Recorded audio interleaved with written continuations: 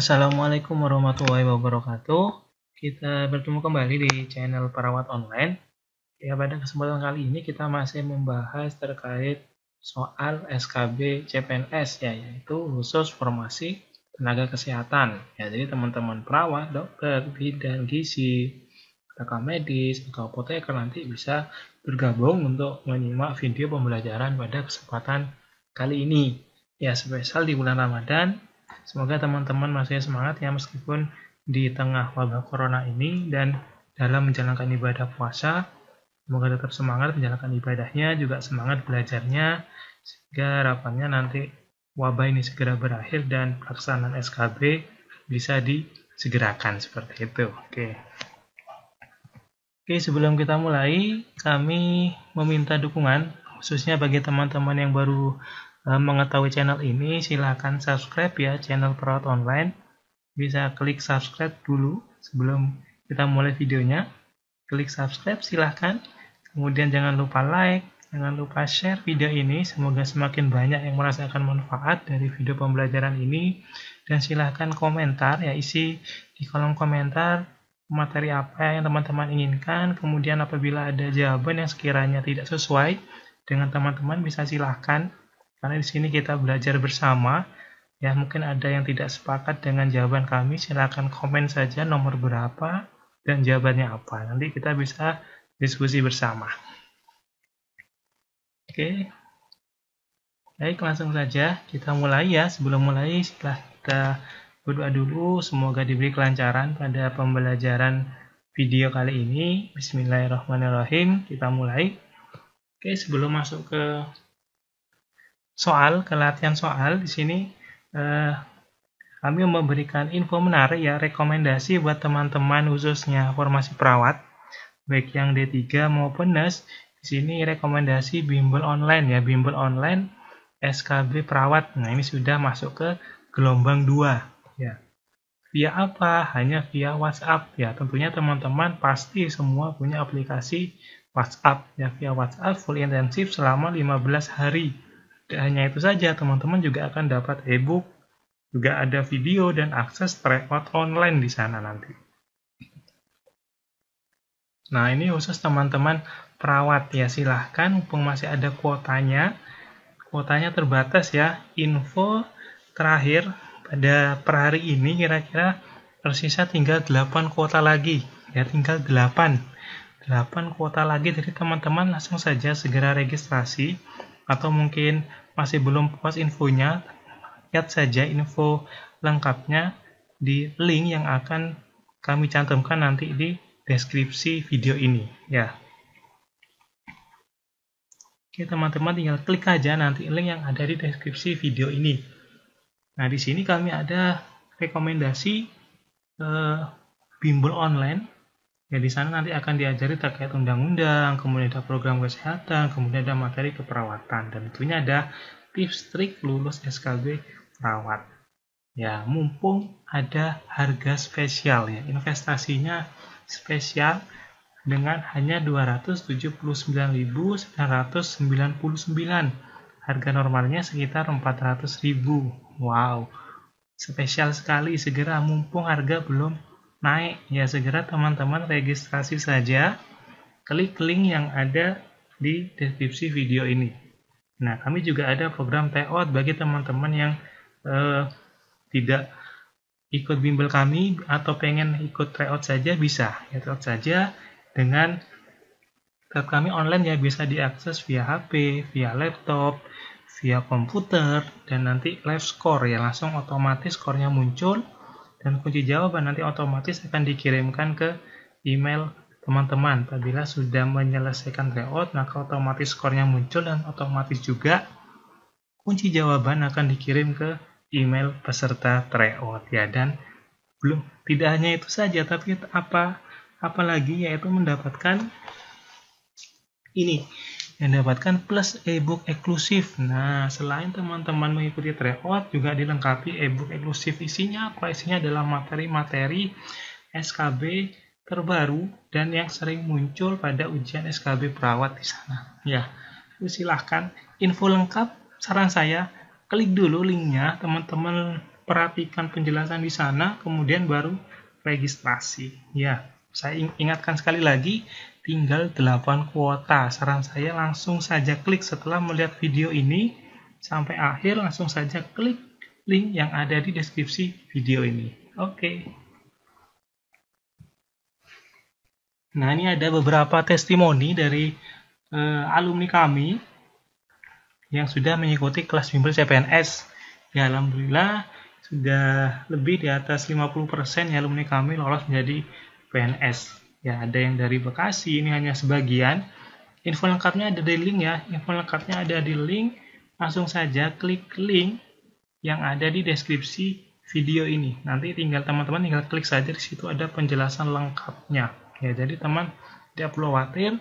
Apabila ada yang kurang jelas nanti bisa ditanyakan, tinggal di admin yang sudah ada di webnya tersebut, nanti ada nomor WA, teman-teman tinggal klik saja di situ.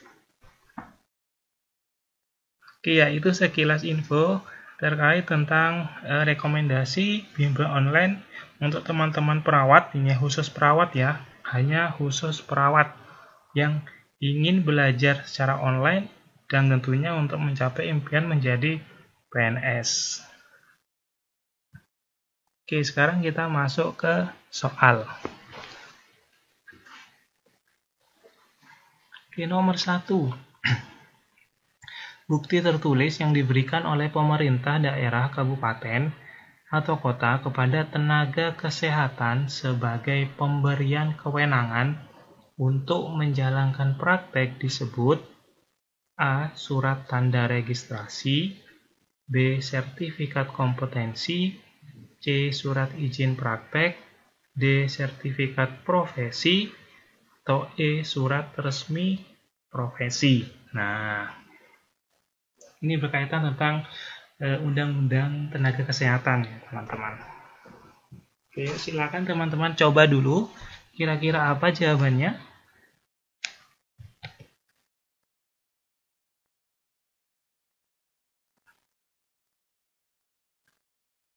Oke, langsung saja kita bahas. Jawaban yang tepat adalah C ya, surat izin praktek atau SIP.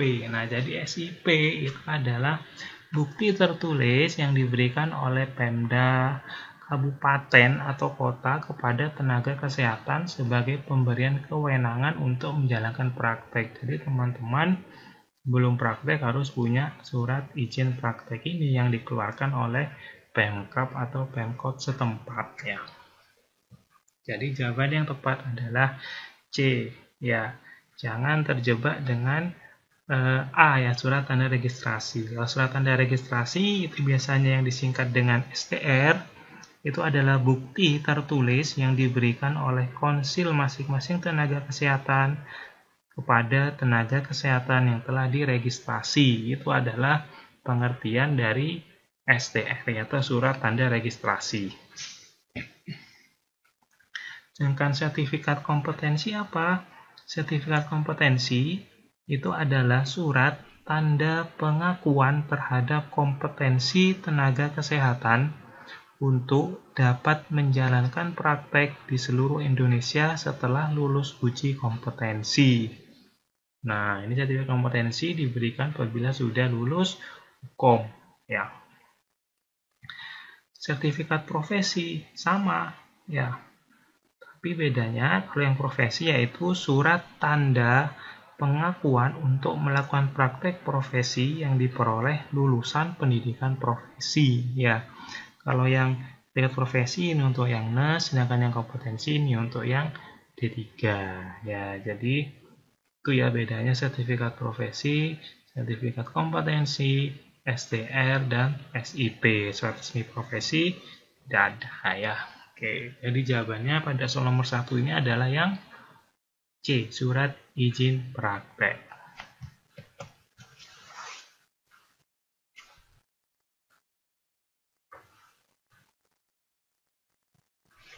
Oke, soal selanjutnya, pedoman yang diikuti oleh tenaga kesehatan dalam melakukan pelayanan kesehatan disebut A. Standar pelayanan profesi, B. Standar prosedur operasional, C. Standar profesi, D. Standar WHO, atau E. Standar kesehatan. Ya.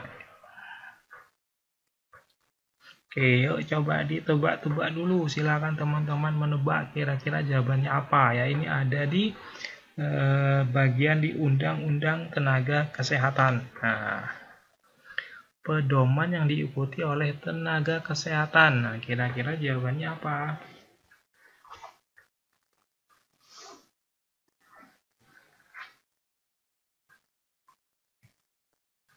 Oke, langsung saja kita buka kuncinya ya. Jawaban yang tepat adalah yang A, yaitu standar pelayanan profesi. Ya, jadi pedoman yang diikuti oleh tenaga kesehatan dalam melakukan pelayanan kesehatan itu disebut dengan standar pelayanan profesi.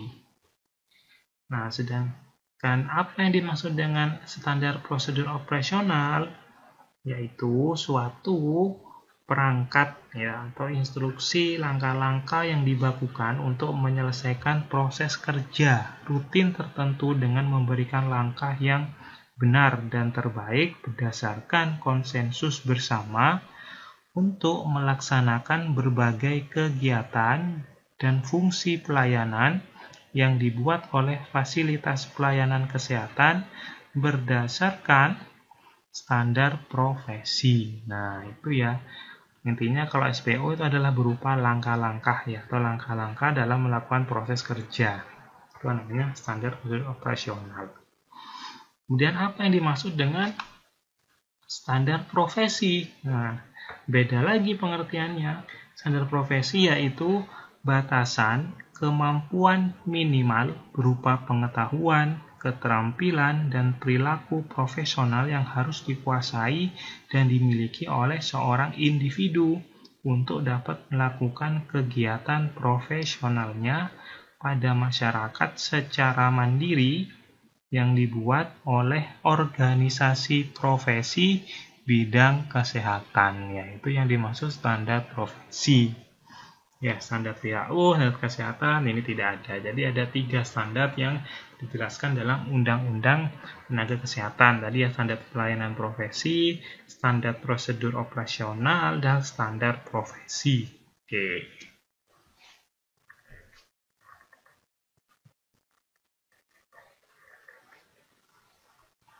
Oke, lanjut soal berikutnya. Lembaga yang melaksanakan tugas secara independen yang terdiri atas konsil masing-masing tenaga kesehatan disebut A. Organisasi profesi, B. Konsil tenaga kesehatan, C. PPNI, D. ID, atau E. Kolegium tenaga kesehatan. Nah, oke, coba sebelum kita buka kuncinya, teman-teman mencoba menjawab dulu apakah organisasi profesi, konsil tenaga kesehatan, atau PPNI, ID, atau kolegium tenaga kesehatan.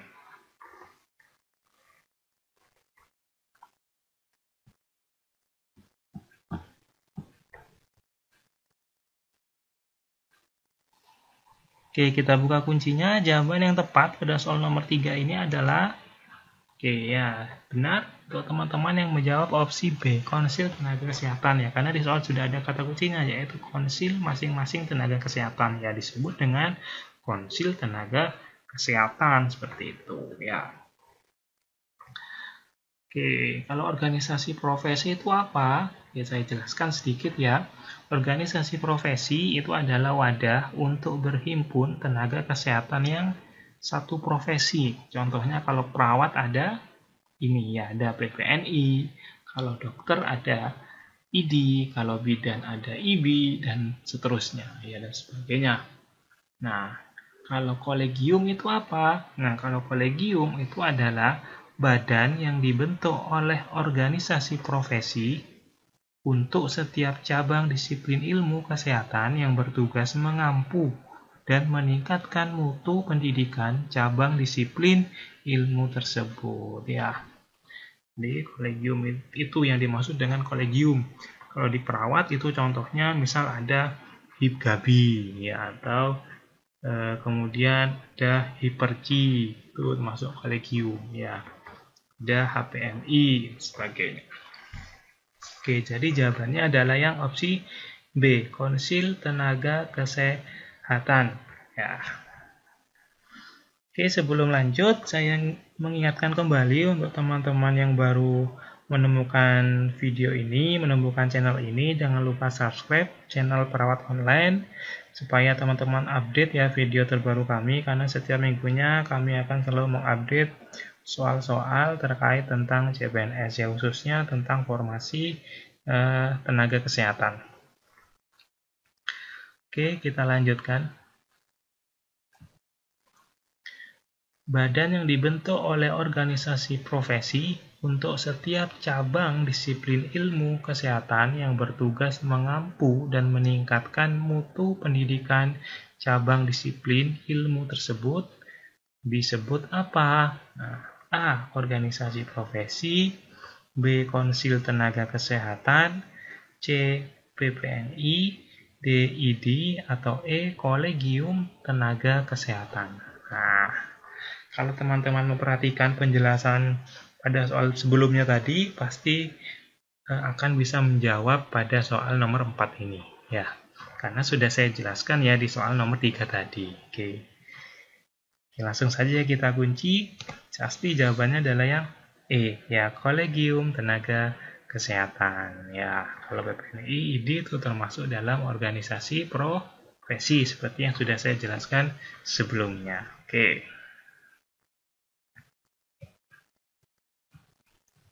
Ya, soal selanjutnya, SIP atau Surat Izin Praktek bagi tenaga kesehatan warga negara asing berlaku selama A. 6 bulan, B. 12 bulan, C. 18 bulan, D. 24 bulan, atau E. 3 tahun. Nah, SIP berlakunya berapa lama?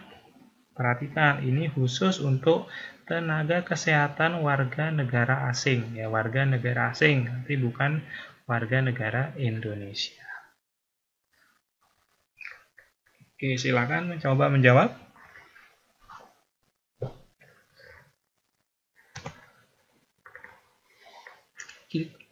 Oke, kita buka kuncinya. Jawaban yang tepat adalah yang B, ya, yaitu 1 tahun, ya, atau selama 12 bulan. Nah, SIP bagi tenaga kesehatan warga negara asing itu berlaku hanya 1 tahun dan bisa diperpanjang. Berbeda dengan kita, yaitu warga negara Indonesia, masa berlakunya bisa sampai selama STR berlaku, maka SIP juga berlaku, kan seperti itu. Oke, soal nomor 6. STR sementara bagi tenaga kesehatan warga negara asing berlaku selama A. 6 bulan, B. 12 bulan, C. 18 bulan, D. 24 bulan, atau E. 3 tahun. Nah, ini sama ya. STR sementara. Nah, warga negara asing itu yang bekerja di Indonesia itu harus memiliki SIP dan STR sementara. Nah, ini wajib ya, sama seperti kita harus punya STR, punya SIP. Tapi kalau warga negara asing itu ada STR sementara. Yang berlakunya berapa? Oke, langsung saja kita buka kuncinya, yaitu sama seperti SIP ya, yaitu 1 tahun ya. Kalau STR-nya 1 tahun, ya SIP-nya otomatis juga 1 tahun ya, seperti itu. Diingat-ingat ya, berbeda dengan kita, warga negara asing itu baik SIP maupun STR, masa berlakunya yaitu 1 tahun atau 12 bulan. Oke, kita lanjut berikutnya. Kolegium masing-masing tenaga kesehatan bertanggung jawab kepada A. Pemerintah pusat, B. Pemerintah daerah, C. Dinas Kesehatan setempat, D. Konsil Tenaga Kesehatan, atau E. Organisasi profesi. Ini kalau teman-teman memperhatikan tadi pengertian kolegium, pasti bisa menjawab ini ya. Kolegium itu bentukan siapa? Yaitu berarti dia harus bertanggung jawab kepada yang membentuk. Itu saya kasih kata kuncinya di situ. Oke ya, saya rasa sudah bisa menjawab. Langsung saja kita buka kuncinya. Jawaban yang tepat adalah kolegium itu bertanggung jawab kepada opsi E. Ya, opsi E yaitu organisasi profesi. Ya, dia bertanggung jawab kepada organisasi profesi. Oke.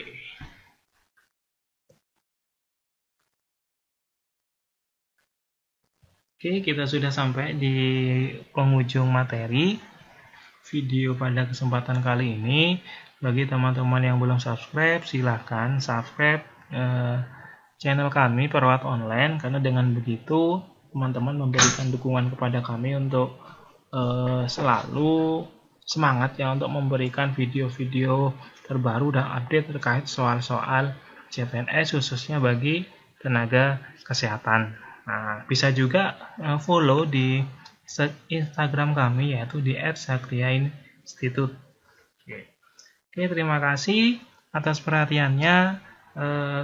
Selamat menjalankan ibadah puasa, semangat ibadahnya, semangat belajarnya, sukses menjadi PNS pada periode kali ini. Terima kasih, saya akhiri. Wassalamualaikum warahmatullahi wabarakatuh.